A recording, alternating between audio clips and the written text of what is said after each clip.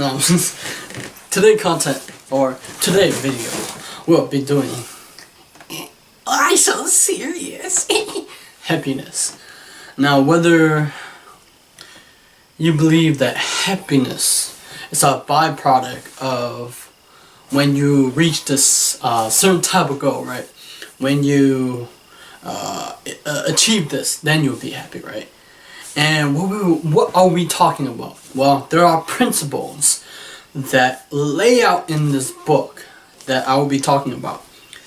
Now, in the past, when I was not in my, I wasn't awoken to the fact that you can become happy, right?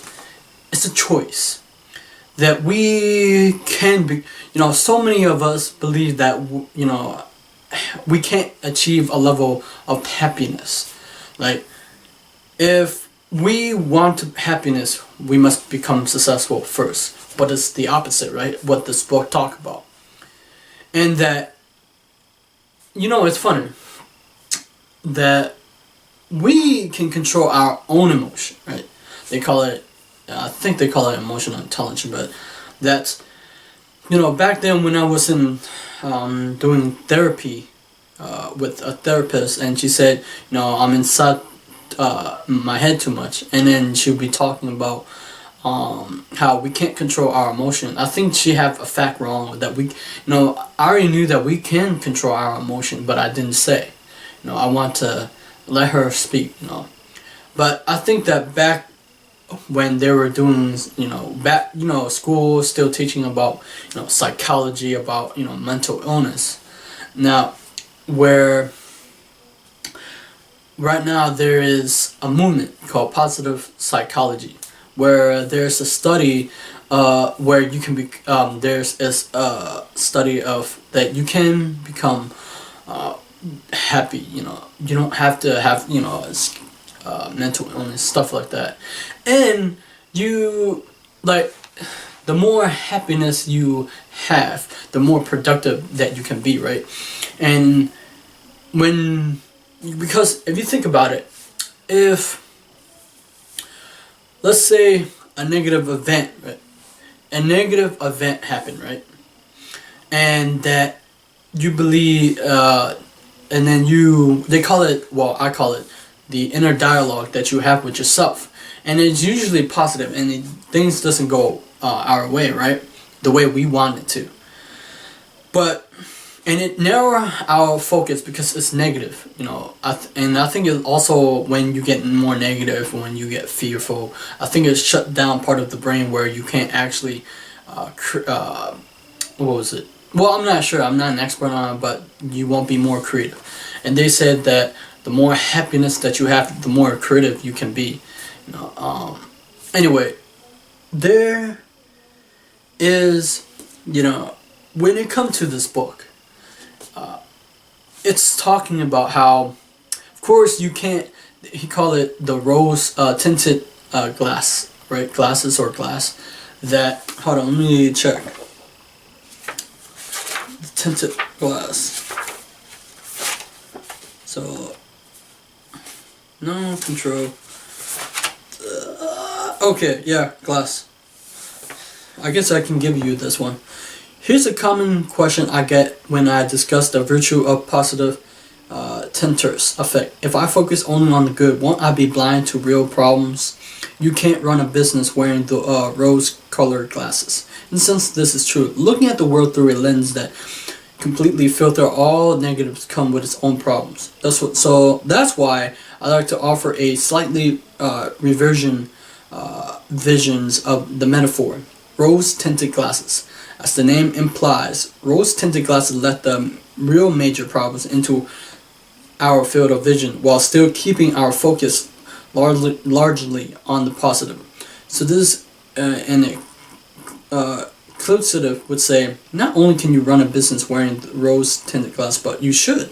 Science has shown that seeking out positive has too many tangible advantage to be dismissed as mere cognitive optimism or wishful thinking. Like, I remember Tony Robbins, right? He says, not only think if you only think positively, you're gonna have weeds. Well, you're gonna grow weeds, right? And I don't think that you should dismiss. No, I believe that it's about optimism and also letting in things positive. I mean, also they call it problems come into your field, as it says, and that so you can solve them. Otherwise, if you let them pass, it'll cause more headaches, more problems for you than it should be. And I should think, not should think. When it comes to happiness, I think that happiness is important to our well-being, to our families, and stuff like that. But you can be happy, yeah. And but I believe also, in order to become successful, you must become happy first, and then successful follow, right? Like, we get all this messed up, and we're talking about the law of attraction sometime in my videos. I don't always do them. I mean, I do have videos of law of attraction, but I don't want my focus to be on law of attraction because, I like many interests. I want to talk about stuff that interests me too, but also not just interests me, but that's kind of, I want to talk about stuff that could be able to make you better off in life, because these principles can change your life. I believe that change can happen. I believe that you can change if you wanted to, even if you're going through a dark time. I used to go through a very dark time that but I have spiritually awoken to the fact that life can be better if we can find them. There's an abundance of self-help books, books on growing you. I believe that happiness equals progress. The stuff that we buy and give us a temporary happiness, right? I know that we as a whole, as society, people look on, successful people are the one that had that hot cars, their kids are in college. I get that, and they have lots of money. But, one of my favorite CEO, Gary Vee, says that even if you have lots of money, but if you're unhappy, then you're unsuccessful. Because so many of us are so stressed out to the point that we have to figure out what to do, and we're so stressed we're letting the environment control us instead of us control ourselves. We don't always control our environment. My God, I was watching stuff that it was horrific because human beings, I believe human beings are good, but the stuff that I watched on a couple of days ago, man, that's not right. I believe that people the thing is, what I'm trying to say is, no matter what you're here to do on earth, if you want to be happy, do not chase objects. I remember that's a quote on Albert Einstein. Do not chase have something like that. I forgot. Anyway, I won't cut this video. So let's talk about control, because control is important. Let me see. That's principle. He have the principle of okay. He called it the Zorro circle. The principle 5, right? The concept of Zorro circle is a powerful metaphor for how we can achieve our most ambitious goals in our jobs, our careers, and our personal lives. One of the biggest drivers of success is the belief that our behavior matters, that we have control over our future. Yet when our stresses and workloads seem to mount faster than our ability to keep up, feelings of control are often the first things to go, especially when we try to tackle too much at once. If, however, we first concentrate our efforts on small, manageable goals, we regain the feeling of control so crucial to performance. By first limiting the scope of our efforts, then watching those efforts have intended effort, we accumulated accumulate the resource, knowledge, and confidence to expand the circle, gradually conquering a larger and larger area. Here we go. I like this one because it talked about control. Feeling that we are in control, that we are master of our own fate at work and at home, is one of the strongest drivers of both well-being and performance. Among students, greater feelings of control lead not only to higher levels of happiness, but also to higher grades and motivation to pursue the career that they really want. Similarly, employees who feel they have higher level of control at office are better at their jobs and reported more job satisfaction. These benefits then ripple outward. In 2002 study of nearly 3,000 wage and salary employees for the National Study of Changing Workforce found that greater feelings of control at work predicted greater satisfaction in nearly every aspect of life: family, jobs, relationships, and so on. People who felt in control at work also had low level of stress, work, family conflict, and job turnover. One of my favorite CEO and best-selling author, his name is Brian Tracy. He also talked about the internal locus of control. Interestingly, psychologists have found that these kind of gains in productivity, happiness, and health had less to do with how much control we actually have and more with how much control we think we have. Remember that how we experience the world is shaped largely by our mindset. Well, the most successful people in work and in life are those who have what psychologists call an internal locus of control, the belief that their actions have direct effect on their outcomes. People with internal locus, on the other hand, are more likely to see daily events as dictated by external forces. Now, I'll talk a lot about this, that we should work backwards, right?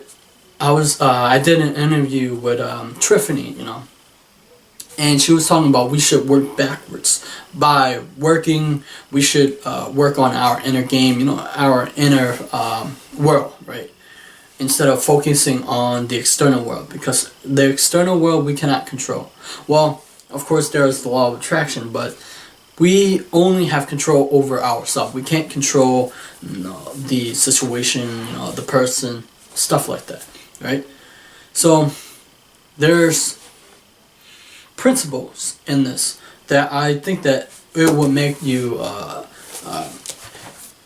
when reading these type of books, it's, it will give you dopamine rush, and but you have to apply them. Sometimes it's not easy. Sometimes we forget. Sometimes we pick up the book and not read them. And I think that, and of course, what is it? Okay, and of course, when it comes to happiness, I think happiness matters to the point that so when it comes to happiness, I believe that,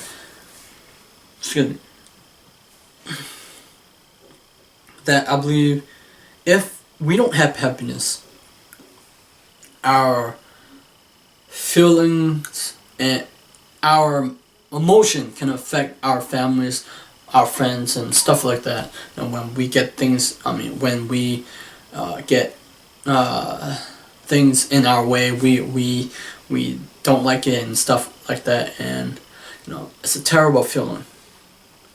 Even if there's a lot of chaos going around these days, and it's terrible because I believe that there's a reality that you can have happiness, and that we have to face. We also have to face the facts, stuff that even if we hear it, but we still have to go on our own way, become successful. Because successful, if you're becoming successful but it's killing you, I think that's not true happiness or success. Or burnout for that matter. And there's principle number 1. And we talked about this, right? In addition to longitudinal studies, scientists discover more proof that happiness causes success when they start examining how positive emotions affect our brain function and change our behavior. Psychologists have long known that negative emotions narrow our thoughts and range of actions, which have served an important evolutionary purpose. So what's evolutionary purpose would positive emotion have? Until recently, content to say that happiness merely makes us feel good and end the inquiry there. Thankfully, the last 20 years have changed all that. Extensive research has found that happiness actually has a very important evolutionary purpose. Something Barbara Fredrickson has termed the broaden and build theory. Instead of narrowing our action down to fight or flight as negative emotion do, positive one broaden the amount of possibilities that we process, making us more thoughtful, creative, and open to new ideas. For instance, individuals who are primed, meaning scientists help evoke a certain mindset or emotion before doing the experiment to feel either amusement or contentment, or can think of a larger and wider array of thoughts and ideas than an individual had been primed to feel either anxiety or anger. And when positive emotion broaden our scope of cognition and behavior in this way, they not only make us more creative, they help us build more intellectual, social, and physical resources we can rely on this in the future. Recent research showed that this broadening effect is actually biological, that happiness gives us a real chemical edge on competition. How positive emotion flood our brains with dopamine and serotonin, chemicals that not only make us feel good but dial up the learning center of our brains to higher levels. They help us organize new information, keep that information in the brain longer, and retrieve it faster later on, and sustain more neural connection, which allows us to think more quickly and creatively, become more skilled at complex analysis and problem solving, and see and invent new ways of doing things. When it comes down to it, I don't believe that, let's say if I'm negative, I wouldn't be able to figure a way to do what I do, right? And what I do is to figure a way. See, it's this. People always complain, right? People always complain that they can't do this, they can't do that, and I'd rather you focus on what can you do instead of what you can't do, right? That's being positive, right? Of course, that's another way of looking at or reframing it. You gotta reframe the situation and turn it into a positive, and you gotta find what can you do about it, not what you can't do, right? But you can. There's always a way to figure a way out. There's tough time when things are dark and you can't find. There is hope. That's what I want to bring you here. There's hope in the thing that you want to achieve. Whether you want to have a family, or you want to become successful, you want to do something bigger with your life, then there's a possibility that you can. There is hope. A lot of people have self-doubt and stuff like that. And I believe that you have to believe in yourself. And you have to believe that your ability, that you can achieve success. Anyway, I think this video is too long. So remember, you can create happiness. You have control. Remember, internal locus of control, right? You have control. You can choose to be happy or unhappy. That is your choice. It's a mental state, right? It's a mental state. It's not people.